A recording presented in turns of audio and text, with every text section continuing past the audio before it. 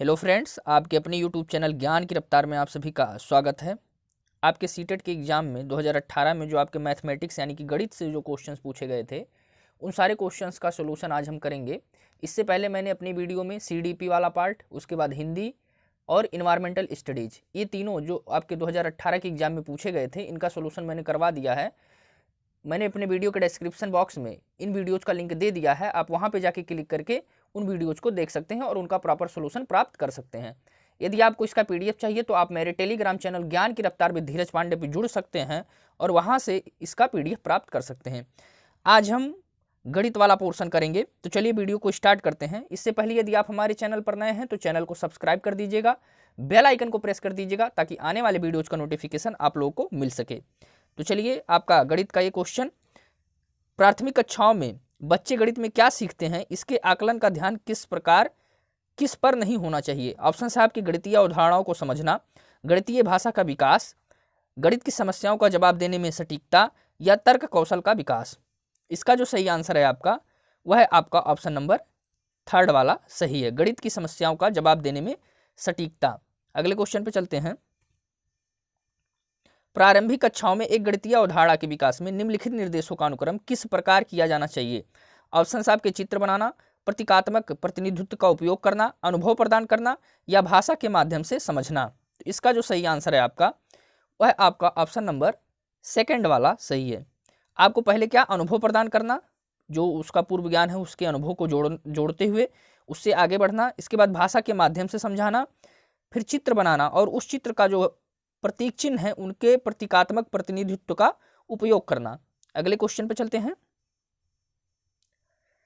एक बच्चे ने नीचे दिखाए अनुसार दो संख्याएं घटाई। देखिए यहाँ 83 में से 27 माइनस किया तो 64 आया, जो कि ये गलत सब्ट्रैक्ट किया हुआ है। तो इसमें पूछ रहा है आपसे कि निम्नलिखित में से या निम्नांकित में से कौन सा कथन बच्चों के घटाव सीखने का बोध कराता है। ऑप्शन है आपके बच्चों को घटाव की प्रक्रिया में स्थानीय मान के बारे में गलत धारणाएं हैं, बच्चा नहीं जानता है कि कैसे घटाना है, बच्चा दो अंकों वाली संख्याओं के घटाव की प्रक्रिया जानता है, या यह एक गलती है और इसे बार बार अभ्यास करके सुधारा जा सकता है।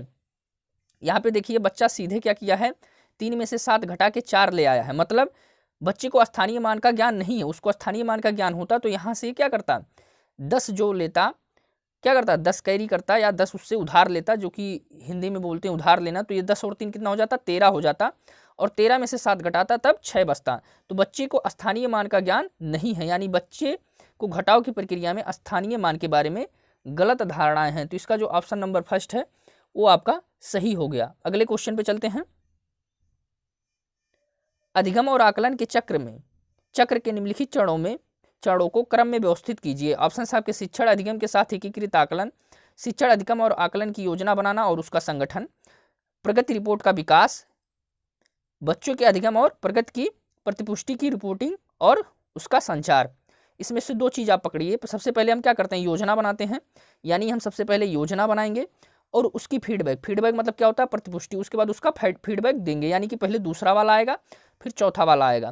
तो दूसरा वाला और चौथा वाला सबसे पहले किसमें है, तो देखिए यहाँ सबसे लास्ट में कौन है, चौथा वाला आना चाहिए आपका और सबसे पहले दूसरा वाला। तो ऑप्शन नंबर 1 देख लीजिए, इसमें आपका सबसे पहले दूसरा है और लास्ट में फीडबैक यानी कि प्रतिपुष्टि वाला जो ऑप्शन है वह है। तो इसका ऑप्शन नंबर फर्स्ट आपका जो है वो सही हो जाएगा। चलिए अगले क्वेश्चन पे चलते हैं। रोमन अंकों का उपयोग आमतौर पर हिंदू, अरबी अंकों जैसी संख्याओं के लेखन में क्यों नहीं किया जाता। ऑप्शन है आपके, रोमन अंक स्थानीय मान का नियोजन नहीं करते हैं, इसलिए इन अंकों का उपयोग करके गणना करना मुश्किल होता है, रोमन अंकों को याद करना मुश्किल है, रोमन अंकों का उपयोग करके संख्याओं को बनाना एक जटिल कार्य है, या बच्चे अंग्रेजी वर्णमाला और रोमन अंकों में भ्रमित हो जाते हैं। इसका जो सही आंसर है वो आपका ऑप्शन नंबर फर्स्ट वाला है, रोमन अंक स्थानीय मान का नियोजन नहीं करते हैं, इसलिए इन अंकों का उपयोग करके गणना करना मुश्किल होता है। अगले क्वेश्चन पे चलते हैं। एक शिक्षक अपनी कक्षा में बच्चों को उनके परिवेश में मौजूद वस्तुओं के भौतिक गुणों को अपने शब्दों में समझाने के लिए प्रोत्साहित करता है। अपने छात्रों के साथ ऐसी गतिविधि करने के पीछे शिक्षक का सबसे उचित उद्देश्य क्या है। ऑप्शन है आपके, यह एक बहुत ही रोचक गतिविधि है जिसे आकार की अवधारणा को पुनः देखने के लिए खाली समय में किया जा सकता है। बच्चे अपनी भाषा में वस्तुओं को समझाने का आनंद लेते हैं और जैसे कि वे डम्ब सराडस खेलने का आनंद लेते हैं। यह बच्चों को अनौपचारिक रूप से किसी वस्तु के भौतिक गुणों का निरीक्षण करने का अवसर देता है जो आकारों के बारे में उनकी समझ को गहन बनाता है, या यह एक उपयोगी गतिविधि है जो एक बच्चे को आकार का परिचय कराती है। इसका जो सही आंसर है आपका वो ऑप्शन नंबर 3 वाला है। यह बच्चों को औपचारिक रूप से किसी वस्तु के भौतिक गुणों का निरीक्षण करने का अवसर देता है जो आकारों के बारे में उनकी समझ को गहन बनाता है। चलिए अगले वाले पे चलते हैं। अगले वाले पे चलते हैं हम। अशिक्षित दुकानदार द्वारा उपयोग किए जाने वाले गणित कक्षा में उपयोगी नहीं है, सभी गणितीय समस्याओं को हल करने में बहुत उपयोगी हैं, में अस्पष्टता और बहुत कम स्तर की शुद्धता है, कि संबंधित समस्याओं को हल करने में वैकल्पिक रणनीति के रूप में कक्षाओं में शिक्षकों द्वारा चर्चा की जानी चाहिए। तो इसका जो सही आंसर है आपका वो ऑप्शन नंबर 4 है कि जो दुकानदार होते हैं वह जो अशिक्षित होते हैं फिर भी वह दुकान पर बैठकर जो गणित के माध्यम से अपना व्यापार चलाते हैं, जो जोड़ घटाने का काम करते हैं, उस जोड़ और घटाने को हमको बच्चों को वैकल्पिक के रूप में हम सिखा सकते हैं, वैकल्पिक तौर पर कि आप भी ऐसे इस चीज़ को घटा सकते हैं। यदि आप कहीं पे किसी समस्या में फंस रहे हैं तो बहुत ही उनका जो जोड़ और घटाने करने का तरीका होता है वो थोड़ा आसान सा होता है, तो उसको आप वैकल्पिक तरीके के रूप में बच्चों को बता सकते हैं। चलिए अगले क्वेश्चन पे चलते हैं। एक शिक्षक को गणित कक्षा में बच्चों के एक विषम समूह को कैसे संभालना चाहिए? एक ही क्षमता वाले बच्चों को एक साथ समूहित रखकर और उनकी क्षमता के अनुसार प्रश्न देकर, एक ही कक्षा में सभी बच्चों को एक साथ समूहित रखकर, अलग अलग क्षमताओं वाले बच्चों को एक साथ समूहित रखकर ताकि वे एक दूसरे से सीख सकें, या कम क्षमता वाले बच्चों के साथ बच्चों के अनुसार कक्षा में प्रश्न हल करके और उच्च क्षमता वाले बच्चों को जटिल प्रश्न गृहकार के रूप में देकर। इसका जो सही आंसर है आपका वह ऑप्शन नंबर 3 वाला है, अलग अलग क्षमताओं वाले बच्चों को एक साथ समूहित रखकर ताकि वे एक दूसरे से सीख सकें। चलिए अगले क्वेश्चन पे चलते हैं। गणित में सीखने के प्रतिफल इसलिए विकसित किए जाते हैं ताकि गणना के लिए बच्चों की लघु विधियां बताई जाएं, विभिन्न शैक्षणिक सर्वेक्षणों में बच्चों की उपलब्धि बढ़ाई जाए, बच्चे द्वारा हासिल की जाने वाली कक्षावर दक्षता और कौशल को परिभाषित किया जाए, या वर्ष के अंत परीक्षाओं के लिए बच्चे को तैयार किया जाए। तो इसका जो सही आंसर है आपका वह ऑप्शन नंबर 3 वाला है, बच्चों द्वारा हासिल की जाने वाली कक्षावार दक्षता और कौशल को परिभाषित किया जाए। एक शब्द आया प्रतिफल, प्रतिफल मतलब क्या होता है? किसी कार्य का परिणाम जो होता है वह क्यों बताया जाता है? ताकि यह हम जान सकें कि बच्चे की दक्षता और कौशल किस प्रकार से परिभाषित हो रही है। निम्नलिखित में से कक्षा में हो रहा कौन सा कार्य एक गतिविधि है? शिक्षक समझाते हैं कि प्रश्न कैसे हल करें, बच्चों द्वारा कविता के रूप में गिनती का वाचन, बच्चों द्वारा स्वयंपाठ से नकल करना, या बच्चों का अन्वेषण में लगना। इसका जो सही आंसर है ऑप्शन नंबर 2 वाला, बच्चों द्वारा कविता के रूप में गिनती का वाचन। आपका जो 4th वाला ऑप्शन दिया हुआ है इसमें दिया हुआ है बच्चों का अन्वेषण में लगना। अन्वेषण मतलब क्या होता है? अन्वेषण मतलब किसी चीज़ की खोज करना, शोध करना, तो ये थोड़ी सी बड़े लेवल की बात हो जा रही है। यहाँ पे बच्चों द्वारा जो कविता की बात की जा रही है, कविता के रूप में यानी कविता की गतिविधि कराई जा रही है, उसके माध्यम से बच्चों को गिनती का वाचन कराया जा रहा है। तो इसका मतलब ये एक प्रकार से गतिविधि हो गई। बहुत लोग इसका आंसर 4 लगा के आ गए थे, जो कि गलत है।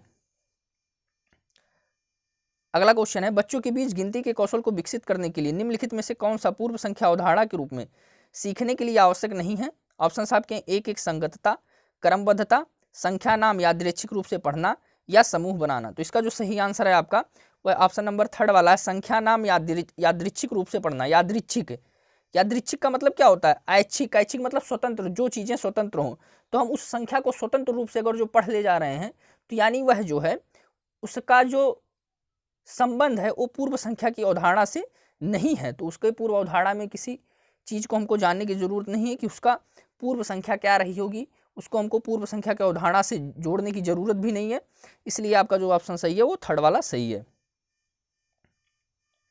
एक बच्चे से यह पूछने पर कि क्षेत्रफल क्या है, उसने लंबाई गुणे चौड़ाई उत्तर दिया। क्षेत्रफल की अवधारणा के बारे में बच्चे की समझ के बारे में आप क्या कह सकते हैं? ऑप्शन आपके दिए हुए हैं। बच्चे को क्षेत्रफल की अवधारणा के बारे में कोई जानकारी नहीं है।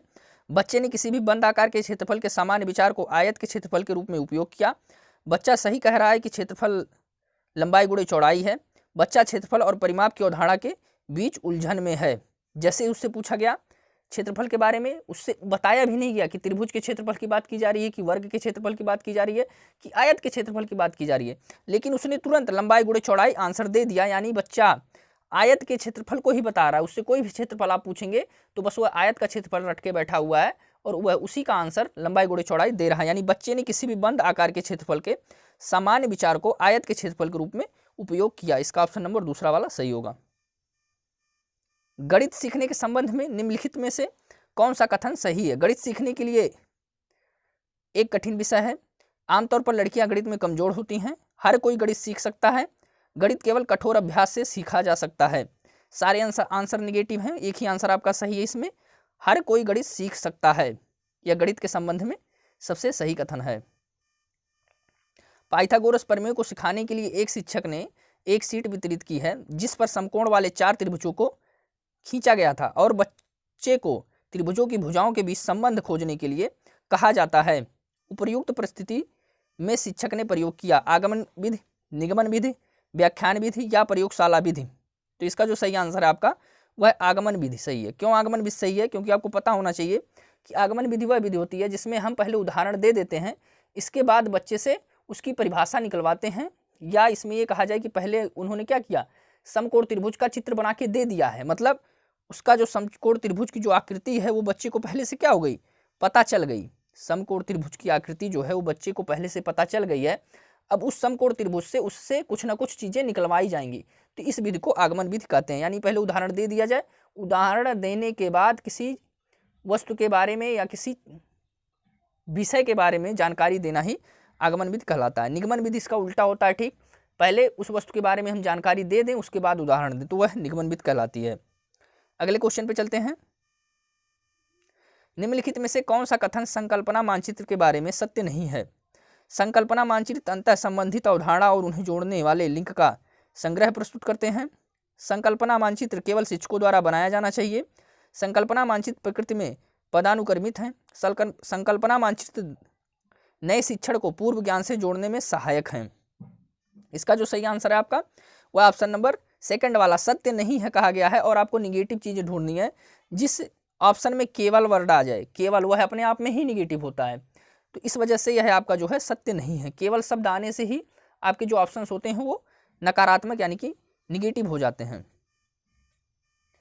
इसमें कह रहा है 2/3 + 4/5 है 6/8, एक सही 6/15, एक सही 7/15 या 8/15। तो इसको आप कैसे सॉल्व करेंगे? कुछ नहीं किया जाता है आपका। यहाँ देखिए 2/3 दिया हुआ है, सबसे आसान तरीका बता रहा हूँ, 4/5 दिया हुआ है। आप एक काम कीजिए, क्या कीजिए, 3 और 5 का क्या ले लीजिए, एलसीएम ले लीजिए। 3 5 का एलसीएम 15 आया, यानी कि इसके हर को भी 15 बनाना पड़ेगा और इसके हर को भी 15 बनाना पड़ेगा। तो इसके हर को 15 बनाने के लिए 5 से मल्टीप्लाई करना पड़ेगा, तो ऊपर भी 5 से मल्टीप्लाई।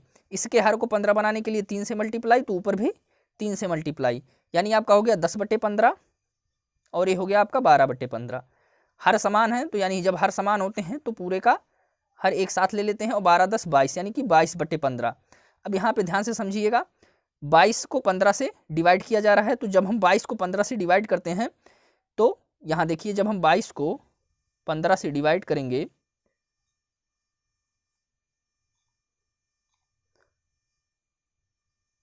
तो 15 एकन्नम 15, आपका यहाँ 15 एकन्नम 15 हो गया। नीचे आपका बचा क्या, 7। अब जो आपका भागफल होता है उसको पहले लिखते हैं यानी 1, और जो आपका शेषफल होता है उसको अंश में यानी 1 सही 7 और जो आपका भाजक होता है वो 15 यानी 1 सही 7/15 आपका थर्ड वाला ऑप्शन सही होगा। चलिए अगले क्वेश्चन पे चलते हैं। दिए गए आकारों की निम्नलिखित में से कौन सा कथन सही नहीं है? सभी समांतर चतुर्भुज हैं, सभी समांतर चतुर्भुज हैं, इनमें से एक समांतर चतुर्भुज नहीं है, इनमें से 2 समचतुर्भुज हैं, इनमें से 2 आयत हैं। इसका जो सही आंसर आपका इनमें से एक समांतर चतुर्भुज नहीं है, सब समांतर चतुर्भुज हैं। क्यों?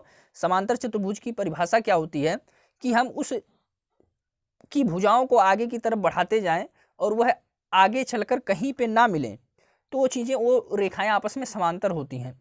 और अगर जो चतुर्भुज के कंडीशन में ये सारी चीज़ें आ रही हैं तो वो समांतर चतुर्भुज होता है। इनमें से एक समांतर चतुर्भुज नहीं है, यानी कि इनमें से सारे लोग समांतर चतुर्भुज हैं। क्यों समांतर चतुर्भुज हैं? क्योंकि हम किसी भी फिगर की आकृति को आगे तक बढ़ाते जाएंगे, किसी भी चतुर्भुज की आकृति को, तो आगे जाके कहीं पे नहीं मिलेंगे। देखिए ये भी आगे जाके कहीं पे नहीं मिलेगा, ये भी आगे जाके कहीं पे नहीं मिलेगा, ये वाली आकृति तीसरी वाली ये भी कहीं आगे जाके नहीं मिलेगी, और ये वाले जो हैं ये भी आगे जाके कहीं पे भी नहीं मिलेंगे। तो इस वजह से ये सभी समांतर चतुर्भुज हैं। इसमें जो नहीं कहा गया है इसके लिए ये चीज़ सही है, इनमें से एक समांतर चतुर्भुज नहीं है, यानी कि ये सारे समांतर चतुर्भुज हैं। सारे चतुर्भुज की भुजाओं को हम आगे तक बढ़ाएंगे तो ये कहीं पे भी जाके आगे नहीं मिलेंगे। अगले क्वेश्चन पे चलते हैं। निम्नलिखित में से कौन सा 11,111 संख्या का प्रतिनिधित्व करता है, यानी इसमें से कौन सा ऐसा संख्या है जो 11,1111 लिखा गया है। तो आपको पता ही है कि जब आप 11,1100 लिखते हैं यानी 11,1100 प्लस 11, यही आपका बना 11,1111। जब इनको आप ऐड करेंगे तो आपका 12,111 आएगा, जो कि आपका दूसरा वाला ऑप्शन सही है। अगला क्वेश्चन, बिंदु ए और बी नीचे दिखाई गई नंबर रेखा पर संख्याओं का प्रतिनिधित्व करते हैं। बिंदु ए और बी के बीच की दूरी है। ध्यान से समझिएगा इस बात को कि इसको कैसे निकालेंगे। इसको देखिए यहाँ 25,000 है, यहाँ 39,000 है, यानी 25,000 से लेके 39,000 के बीच में कितने डॉट्स बने हुए हैं। तो यहाँ देखिए 1 2 3 4 5 6 7, और इसके बीच का डिफरेंस कितना है 14,000। कितना डिफरेंस है 14,000, और कितने डॉट्स बने हुए हैं 7, यानी एक डॉट के बीच का जो गैप हुआ वो आपका 2,000 हुआ। कितना हुआ 2,000 हुआ। अब ए से लेके बीच की दूरी आपको ज्ञात करनी है, तो कि ए से लेके बी के बीच में कितने डॉट्स हैं 1 2 3 4 5 6 7 8 9 10 11 डॉट्स हैं, और एक डॉट्स के बीच की दूरी 2,000, तो 11 डॉट्स के बीच की दूरी 11 दूनी 22,000। तो इसका जो सही आंसर होगा आपका ऑप्शन नंबर डी वाला सही हो जाएगा, 22,000 इकाइयाँ। 3 सही 1/4 किलोग्राम चीनी से 1/16 किलोग्राम चीनी के, फिर से देख लीजिए, 3 सही 1/4 किलोग्राम चीनी से 1/16 किलोग्राम चीनी के कितने पैकेट बनाए जा सकते हैं। तो इसको आप देखिए, पहले आप ये संयुक्त भिन्न में है तो साधारण भिन्न में बदल लीजिए। तो 4 3 12 1 13, 13/4 हो गया, गुणे अब कह रहा है कि 1/16 किलोग्राम चीनी के कितने पैकेट बनाए जा सकते हैं, यानी इससे हम डिवाइड करेंगे किससे 1/16 से। तो इसको हम फिर कैसे लिख सकते हैं 13/4, 13/4 हो गया हमारा, और डिवाइड है तो यानी ये मल्टीप्लिकेशन वाला निशान लगाते हैं और इस 1/16 को पलट देते हैं 16/1 कर देते हैं। तो 4 चौके 16, 4 चौके आपका 16 हो जाएगा, ये भी आपका ये वाला भी 4 कट जाएगा। तो 4 चौके 16 और 13 चौके 52, यानी आपका ऑप्शन नंबर ए सही हो जाएगा, 13 चौके 52। चलिए अगले क्वेश्चन पे चलते हैं। हरीश ने 18:40 पर अपनी यात्रा शुरू की और 22:20 पर समाप्त की। यात्रा पूरा करने में लिया गया समय है, लास्ट वाला समय आपका क्या दिया हुआ है 22:20। स्टार्टिंग वाला समय आपका क्या दिया हुआ है 18:40। ध्यान से समझिएगा इस क्वेश्चन को, पूरी यात्रा करने में आपको समय बताना है। अब देखिए यहाँ पे 20 है, यहाँ पे 40 है, तो ये इसमें से आप इसको नहीं घटा सकते, तो यहाँ से क्या लेंगे हासिल लेंगे, और हासिल जो लेते हैं वो पूरा घंटा देगा, क्योंकि ये घंटा है और ये क्या है मिनट है, ये आवर है ये मिनट है, तो पूरा 1 आवर इसको देगा। तो 1 आवर में कितने मिनट होते हैं 60 मिनट होते हैं, तो 60 और 20 मिलके कितने हो गए 80 मिनट हो गए। 60 और 20 मिलके 80 मिनट हुए, 80 मिनट में से 40 मिनट गया, तो कितना बचा 40 मिनट, 40 मिनट आपके शेष बचे। अभी 22 था तो हुआ कितना 21 में से 18 गया 3, यानी ऑप्शन नंबर फर्स्ट इसका सही आंसर होगा 3 घंटे 40 मिनट। अगले क्वेश्चन पे चलते हैं। 200 ml और 300 ml माप वाले बर्तनों का उपयोग कर 200 ml आयतन की एक बाल्टी भरनी है। 200 ml और 300 ml के बर्तनों द्वारा क्रमशः बाल्टी भरने के लिए बर्तनों के निम्नलिखित संयोजनों में से कौन सा सही नहीं है। देखिए 200 ml संयोजन की बात कर रहा है, यानी 200 ml है और यहाँ 4 है मान लीजिए, तो 4 दूना 800 ml हो गया, और यहाँ 300 ml है, ये भी 4 है, तो 4 3 12, 12 8 20, यानी आपका 2000 ml ये पूरा हो गया। इस वाले से भी 7 और 2 वाले से भी आपका क्या हो जाएगा 2000 ml पूरा हो जाएगा। 2 से 14 और 3 दूना 6, 14 6 20 हो जाएगा, यानी आपका 2000 ml इससे भी पूरा हो जाएगा। आपका जो फर्स्ट वाला ऑप्शन है ना, इससे आपका 2000 ml पूरा नहीं होगा, क्यों, क्योंकि 200 ml का संयोजन एक बार बनाना है, यानी जब आपने 200 ml लिया एक बार बनाया तो ये बना 200, और 300 वाले से आप जब 6 का संयोजन बनाएंगे यानी 3 छक 1800, 3 छक 1800, तो 1800 आपका ये हुआ। यहाँ पे देखिए 6 त्रिक 1800 और 2 यानी 2000 आपका ये पहला वाला भी पहले वाले से भी बन जाएगा।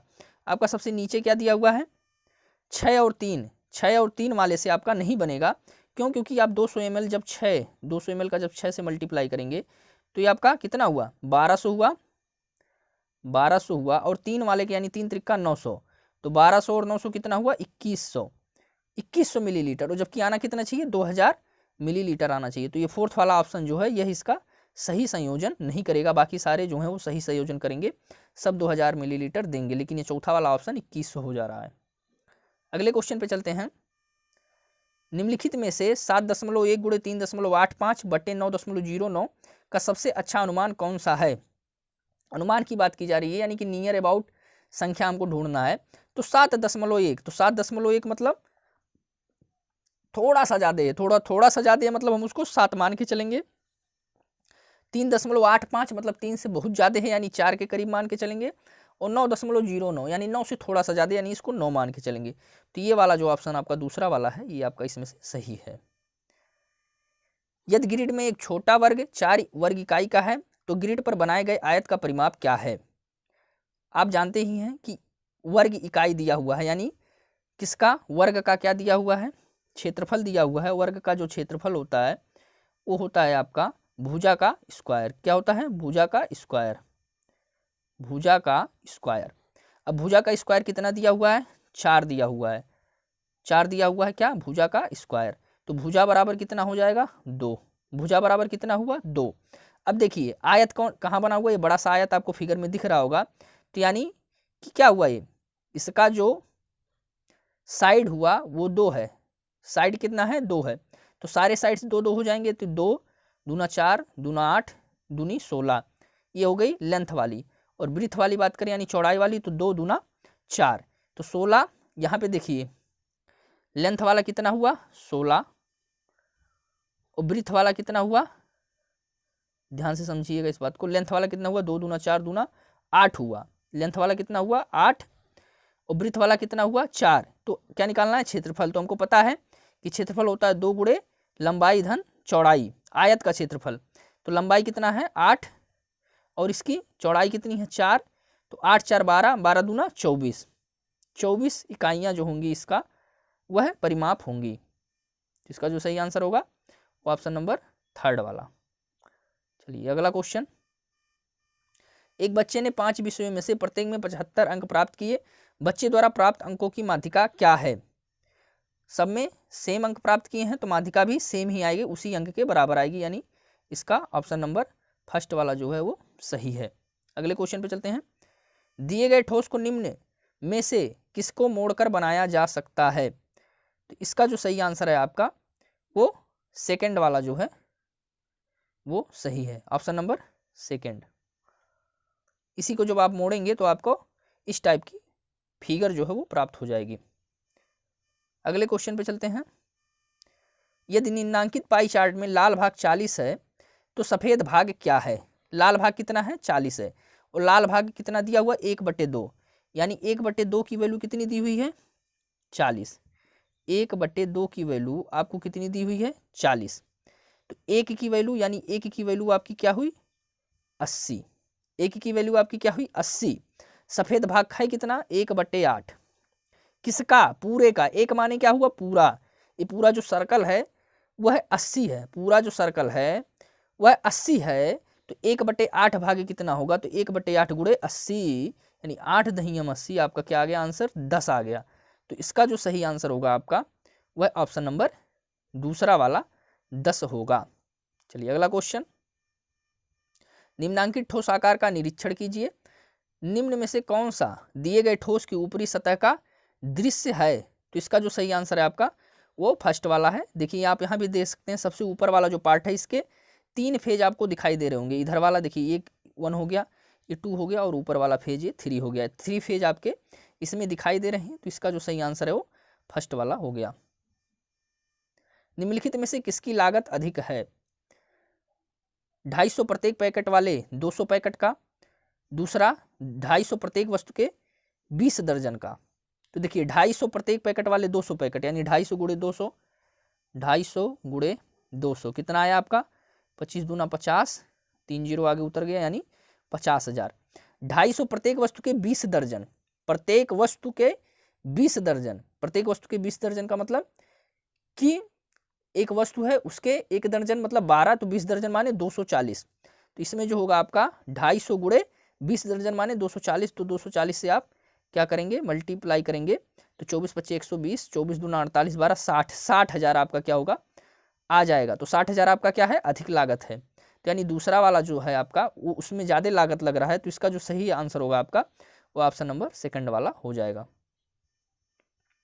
-1 -1 +1 -1 +1 -1 का समसंख्यक पदों तक योग है।